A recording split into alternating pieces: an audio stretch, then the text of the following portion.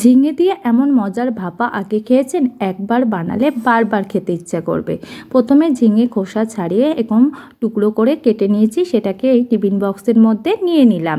তারপর এর মধ্যে সর্ষে বাটা দিয়ে দিলাম, আর দিয়ে দিচ্ছি এখানে স্বাদ মতো নুন আর পরিমাণ মতো একটু হলুদ গুঁড়ো।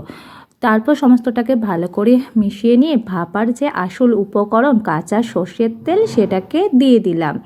আর দিয়ে দেবো এর মধ্যে চেরা কাঁচা লঙ্কা দিয়ে আর একটু পরিমাণ চিনি দিয়ে সমস্তটাকে ভালো করে মেখে নেব। আর তারপর এটাকে ঢাকনা বন্ধ করে এখানে কড়াইতে কিছুটা গরম জল ফুটতে দিয়েছি। তারপর এর মধ্যে টিফিন বক্সটা বসিয়ে দিয়ে মিডিয়াম আঁচে 10 থেকে 12 মিনিট মতো ভাপিয়ে নিলেই তৈরি একদম নরম সুগন্ধি ঝিঙে ভাপা। গরম ভাতের সঙ্গে পরিবেশন করুন। সাধারণ ঝিঙের এমন অসাধারণ স্বাদ না খেলে বুঝতেই পারবেন না।